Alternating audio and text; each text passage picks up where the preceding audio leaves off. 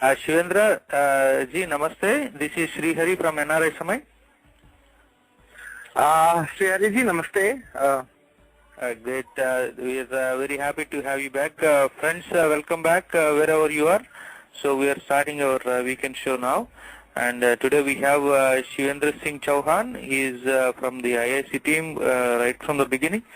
And he is part of the Anna Hazare score team now.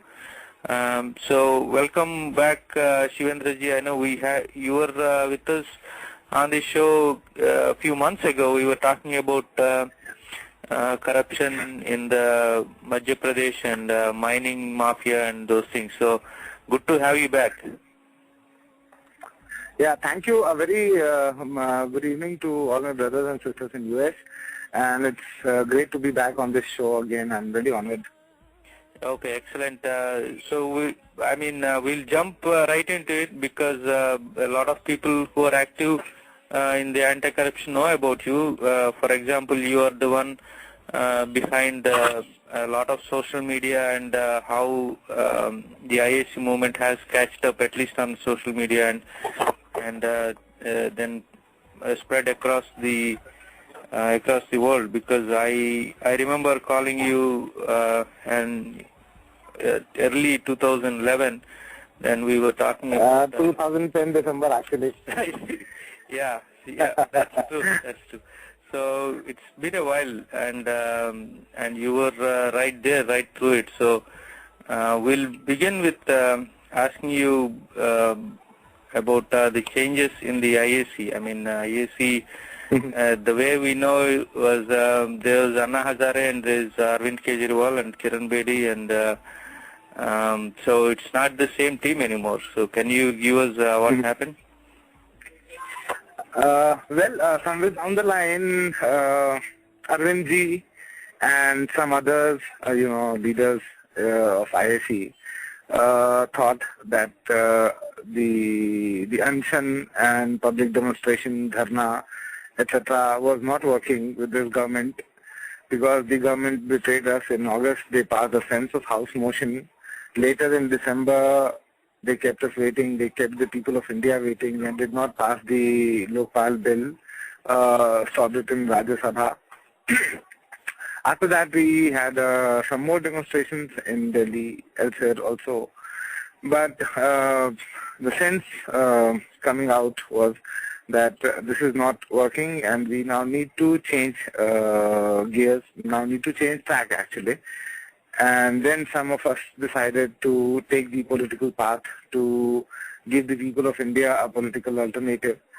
While us, as in Anna ji, Kiran ji, me, and some others thought, we need to give it more time, we need to be patient, we need to have a long-term vision, long-term strategy, and things do not change in a country of 125 crores.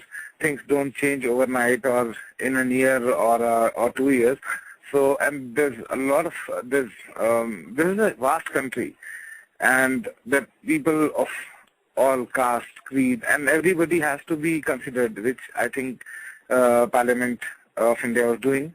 And every view, every opinion has to be honored and has to be factored in before coming up with the legislation with such huge powers, with such wide-ranging jurisdiction. So we decided to continue on the path of Andolan after July 25, when Arvind ji and Anna sat on a fast at Janta Mantar, and there was after 8 days of the fast, Arvind ji decided that we need to take the political path, the electoral path, and Anna ji decided to stay back with the movement, and that's what we are doing now. We are trying to rebuild the movement again from the ground, and we are hopeful that we will be able to not just rebuild the movement, but get positive results out of this. And this time I'd go a little more into the strategy and how IAC team is planning to do. But I want to ask you, you've been very close with both Anna Hazare and Arvind Kejriwal for a while. obviously before the split had happened, but how does your relationship stay now? How are you in touch with Arvind Kejriwal? Did you speak to him at all, or are you guys still in good terms? Because I know there were some disagreements even before the split had happened, right? Right. So sometime in May, we had some disagreement over the handling and management of our social media platforms, and there were some basic issues which I raised. But I won't say that there was any sort of bad blood that has been portrayed in the media, which is not correct at all. And even after that, I kept supporting and promoting the issue of Jan Lokpal, the cause of Jan Lokpal. And later on, after this split has happened, I took the movement path. But as of now, I have the utmost respect for Arvind. I have utmost respect for Prashant ji and others, and I also respect and honor the path they have chosen. But at the same time, I also strongly believe that political path may or may not succeed in bringing about change, systemic reforms that we are looking for. But a people's movement, a broad-based people's movement, will certainly succeed in bringing the change that we are looking for, in making India, in getting systemic reforms done, electoral reforms, decentralization of power. So but absolutely, there's absolutely no bad blood between us. I've met Arvindji a couple of times. It's not as if we are on, we talk regularly or, but, there's no love lost. So, we share SMSs and just. Yeah, that's good to know. And so I will go back to the IAC's path. So recently, Anna Hazare's team has met, the core team has met, and you guys made some strategic decisions on how you will take this forward, right? Could you please tell us? And is there a core team that that has formed and are regrouped? On 10th of this month, 10th November that is, we had the first strategy meeting where a sort of interim coordination committee was announced by Annaji, and I have the minutes of that meeting in my hand. When the meeting started, Kiranji announced that first and foremost, she has no political aspirations, and she will never, she'll never get into the political, she'll never choose the political path. And then we discussed a lot of things, and the meeting was attended by Medaji, Akhil Gogoi, Arvind God, Shashikant ji, many of us. So a team was announced, a 15-member team was announced. Justice Hegde is also a part of the team, as well as Avinash Dharmadhikari, who's former IAS, and he's closely associated with Annaji. He's based in Pune. And then there's Dr. Shivendra Chaudhary, who's a social scientist and an activist who's worked with Medaji and Annaji for a long time. So basically, this is the new team, and we discussed a lot of issues on how to rebuild this movement, how to go to the grassroots. This time, Annaji's vision is, to create an organizational structure which is very strong, not just in the cities. The movement won't just be an urban phenomenon, but it will also reach out to villages. So we'll have volunteers in villages, in blocks, in tehsils, and in districts, and obviously state coordination committees, so that when the time comes and when Annaji gives a call, whole nation stands up. And then the government will have no choice but to listen to us and also to accept our demands, our legitimate demands. Okay. And talking about the core team, VK Singh Ji would be part of the core team. Is that the discussion that's happening? As of now, he is not a part of the core team. He was invited for the meeting. I think he'll be a special invitee in the future, but not a member because of his own engagements. And then he has, he has his own engagements and a lot of other work that he's doing. So he won't be a member of this coordination committee, but he'll certainly be a special invitee. Okay, excellent. And he'll along with Anna ji and Kiran ji, he'll spearhead the movement this time. Okay. And I heard that the team Anna will campaign across India, and there will be some yatra, right? And you will be going to different places. Could you tell a little bit more about that? When do you think it will start, and what places do you think it will go and touch? As of now, we plan to, Anna ji plans to tour the whole country and cover as many places, as many cities, as many villages, as possible before 2014 elections. And Anna ji's tour starts on 30th January from the historic Gandhi Maidan in Patna, where Jayaprakash Narayan ji started the Sampurna Kranti Andolan. So the first stop, or the first destination, or the first stop is Patna, and after that we'll have a map where Anna will visit other states, north, south, everywhere. He'll go to all these states, reach out to all the people, citizens across India. So, but it starts from 30th January from Patna. Okay. The Anna's Hazare style is generally pretty aggressive. He calls out names, and he is not afraid to go after people. And Arvind Kejriwal, his style, we have seen the same in last. He is going after the biggest names of the countries like Robert Vadra and Ambani's and Salman Khurshid and so forth.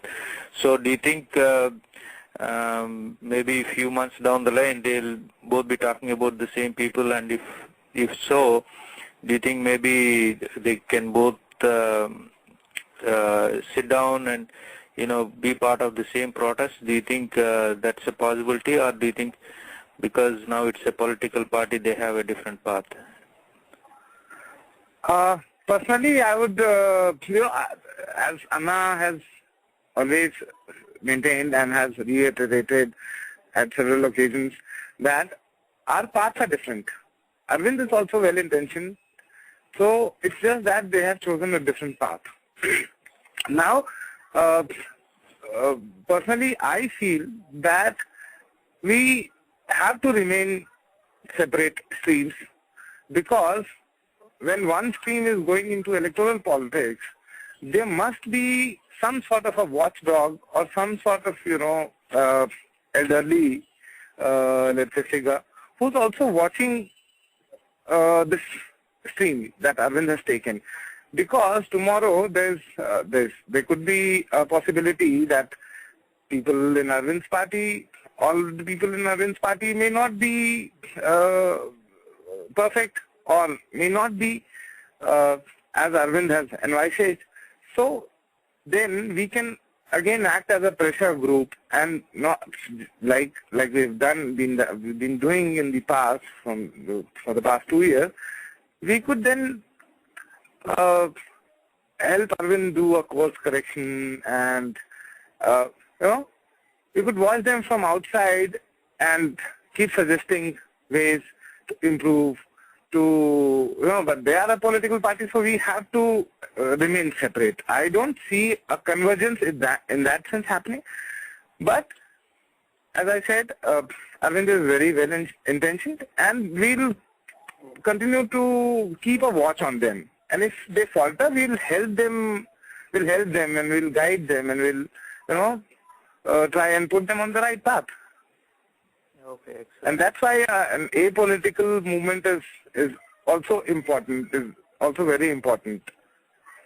Because when tomorrow, if they also take the same beaten path that the political parties have taken, there should be someone who can caution them, who can question them, who can, try and get them back on the right path.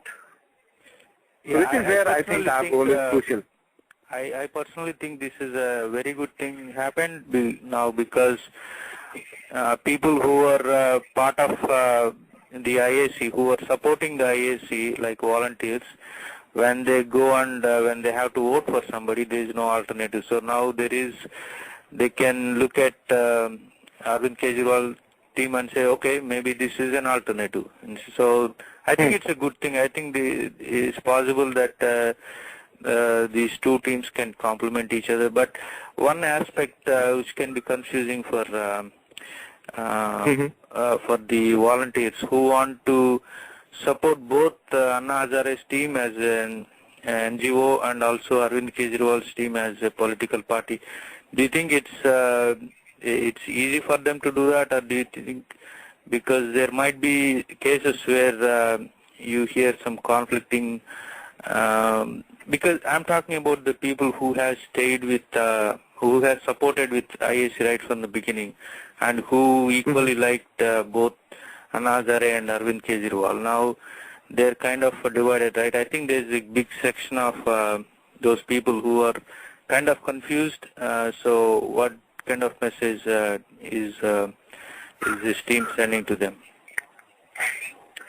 I think and what we've been discussing in the meeting, because we've discussed this issue, and we feel that the core volunteers of, let's say, the core volunteers or people who will hold a post in the party, in the proposed party, they shouldn't become hold a post in the movement or hold any post of responsibility in the movement.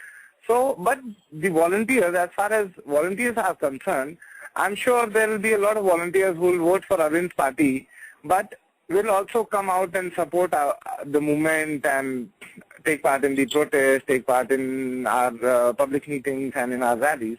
So I really don't see a lot of conflict happening in that sense. But at the same time, because a lot of people have been asking this question now that I want to support the party, but I also want to support the movement. What should I do? Or I support the movement wholeheartedly, but at times I also feel like supporting.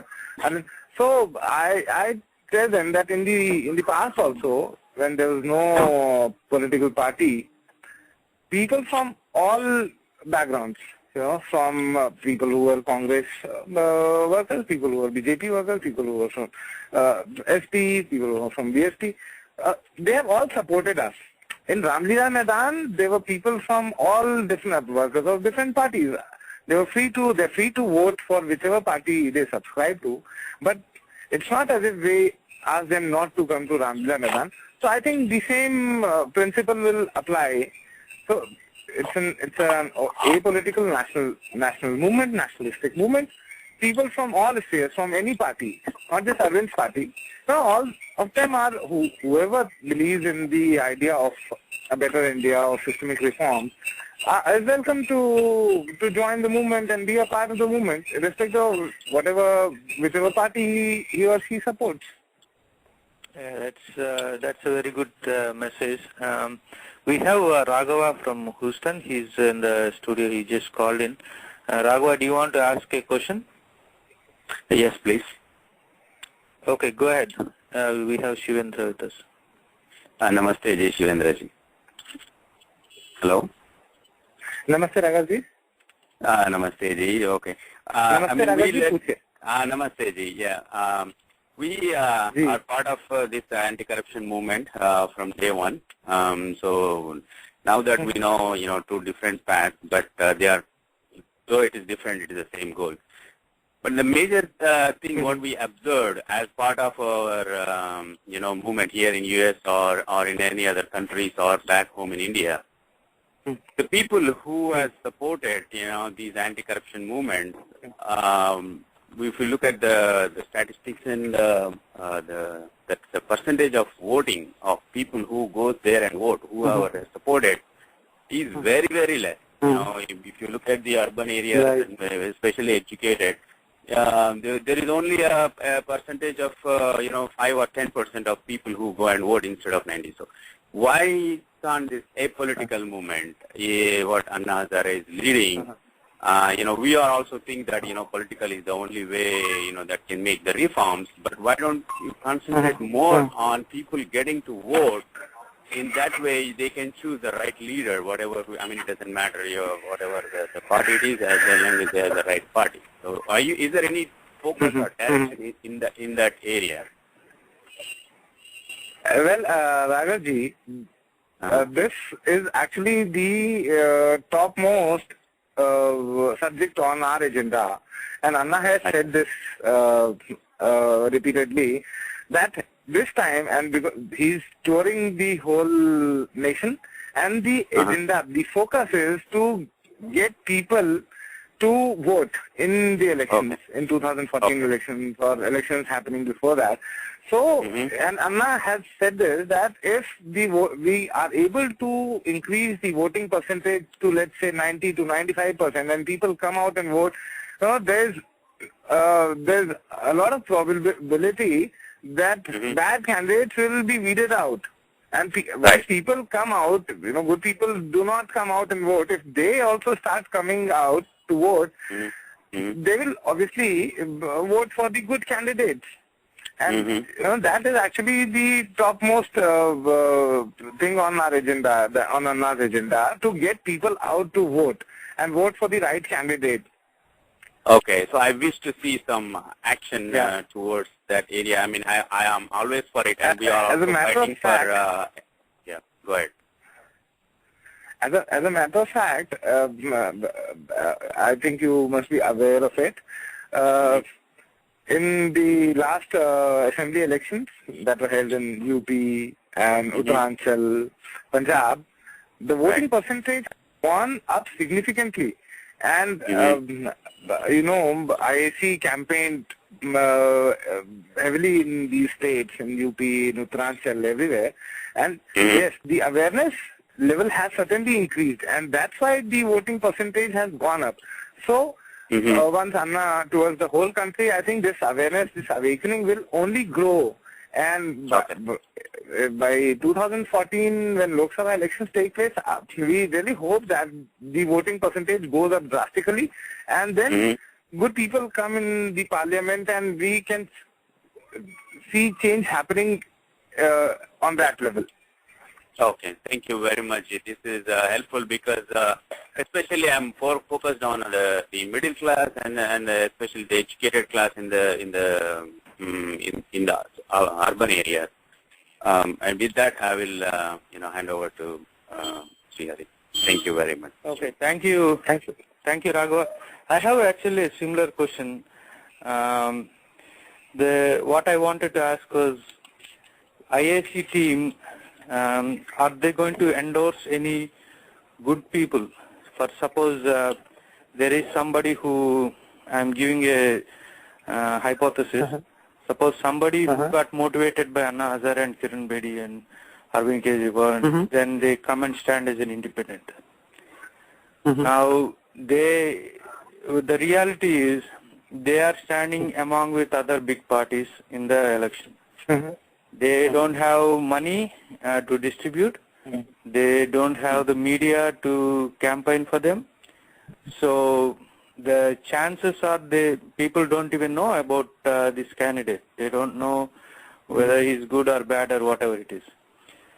So what are the chances? Unless Anna Hazare or Kiran Bedi they come out and give a list saying, okay, these are the good people, or these are potentially good people or something, unless they give them visibility, what are the chances of these people winning in elections? See, along with the voter awareness program that I just spoke about, we'll also look at, in fact, we are also looking at, since we are getting into an organizational structure this time, we'll ask our volunteers to get people to get registered in the voting list and bring them out on the day when the vote, on the day of voting. And apart from that, when a lot of organizations are already working, they're auditing candidates, they're auditing MPs. For instance, Jagdeep Chokarji, who is the former director of IIM Ahmedabad, and he is also the founder of Association for Democratic Reforms, ADR, and the website is adrindia.org. They also have another website called myneta.info, where you can find information about all the candidates, all the elected representatives across India, all assemblies, parliament, Lok Sabha, Rajya Sabha. So all the information is there. Now, for instance, if an independent candidate, let's say, contests from Amethi, and Annaji goes there, and we have an ADR list that says this and this candidate has the best credentials to become the elected representative of the people. So I think it would be a great idea if this person can be endorsed, and people can, if people vote for him, for this independent candidate, that will be a great start. So I think we will certainly look at elections in that sense also. And Anna has already announced that if Arvind contests election, he will come out and campaign for him, and we'll support some of the candidates from Arvind's party, not all, because the idea is to get all these independent forces into the parliament instead of a party high command system, or a system that is run by parties. Let's have independent candidates, because as the saying goes, power corrupts, and absolute power corrupts absolutely. Right. So if there are so many independent candidates, then what you've done is effectively you demolish the party high command system. I think that will be a great thing to do. In fact, we've been talking about this. We've been discussing this very, Yeah, that's a very good thing to hear, that you would endorse some independent and good people. Otherwise, they would not have a chance. They can't stand. Even if you put out a list saying all the credentials in the website, people are not going to go there. So we know that for sure. They don't go there. And there's a limitation. Yeah. Internet has its own limitations. At least in India, it has its limitations. So if from a public platform some independent candidates can be endorsed, I think it will help those candidates, and people, more and more people will come to know about them, and then they can go out and vote. Okay, excellent. From IAC's perspective, one of the success factor that you set up for yourselves is increase in the voting percentage. Are there any such milestones or any success factors that you are going to measure yourselves maybe 1 year or 2 years down the lane? Well, as of now, the priority is to rebuild the movement, rebuild the organization. Then Anna starts his tour from 30th January, and then we aim for mass awakening and mass awareness, as I said. And this will only be measured in the results in the 2014 Lok Sabha elections, not before that, or any other election. If we actively go out and which I don't think we are going to go to assembly.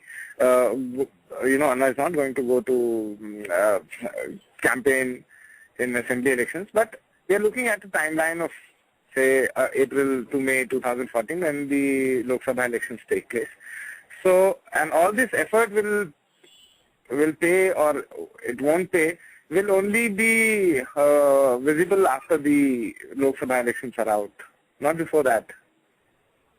So as of now, we are not looking at it that way. We're just trying to put in our effort, our best effort, and then the result depends on the people of India.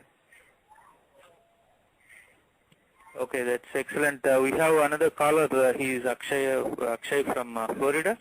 You want to ask a question? I know Shivendra gave only 30 minutes, so we're almost there. But I hope he can spare. Oh, it's okay. I can take one or two more questions. Okay.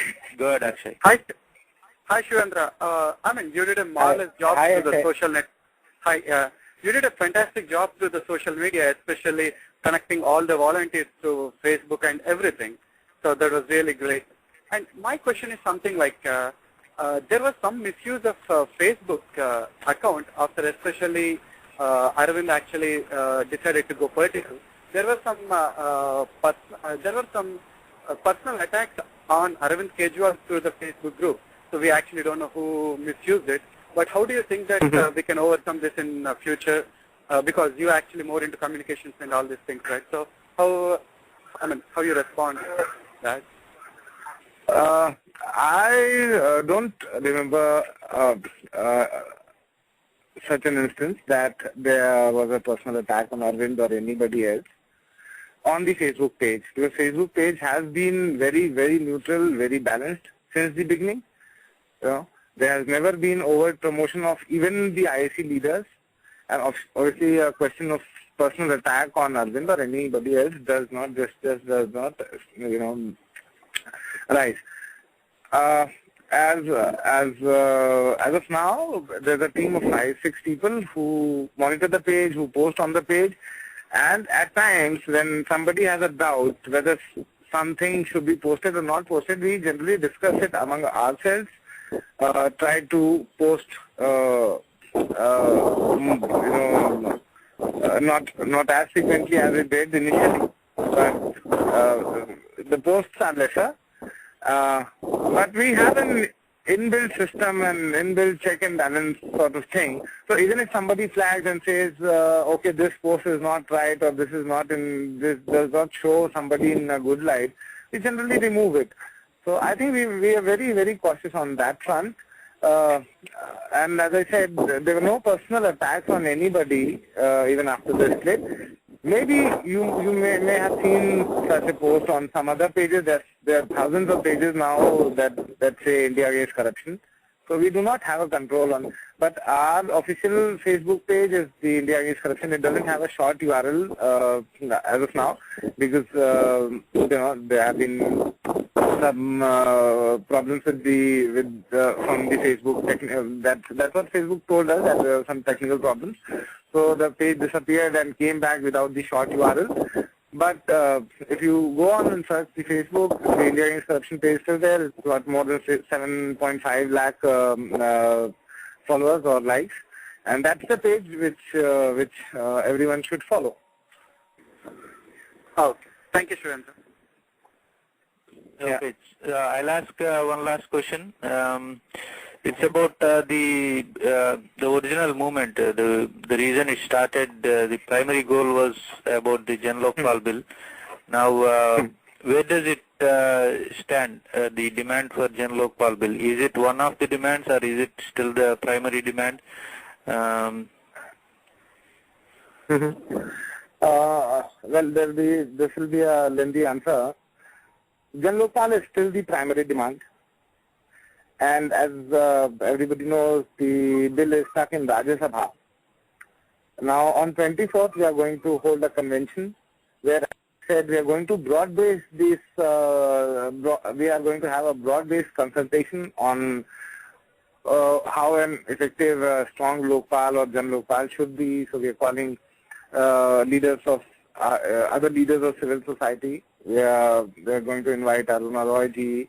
We are going to invite Prakash Singh ji, and have a very broad-based consultation.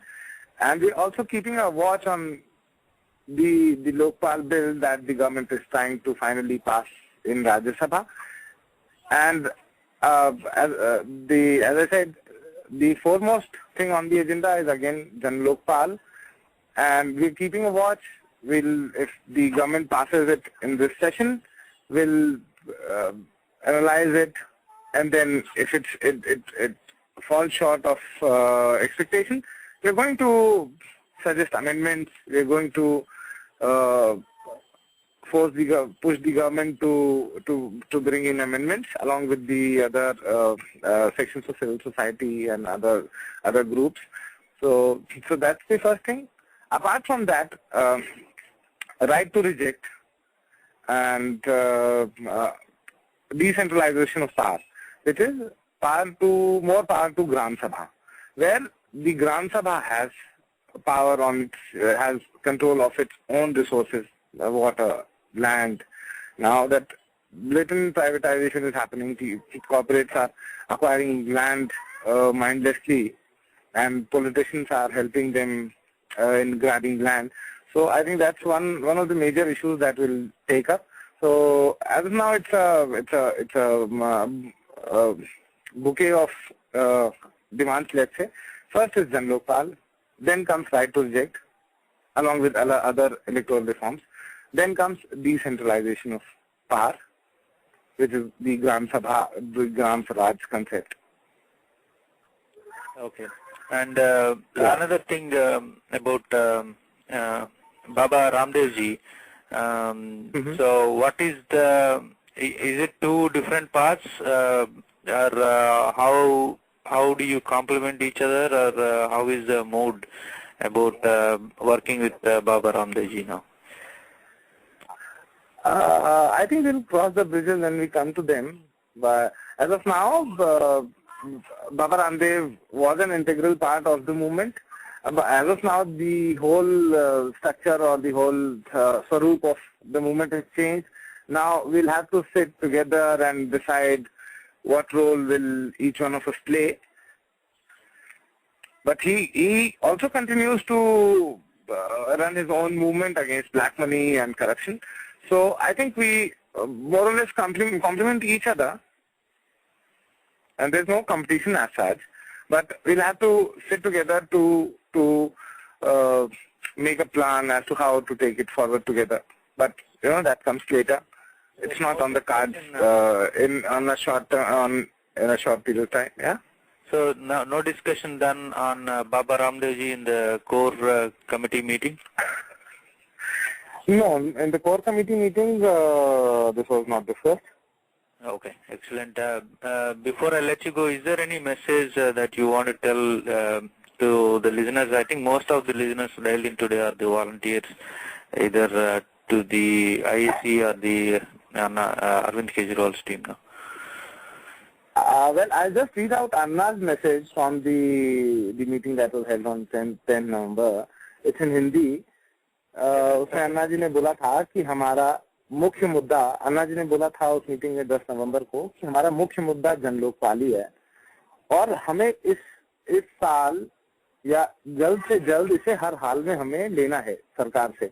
उसके अलावा जो बड़े मुद्दे हैं वो है corruption और development या विकास.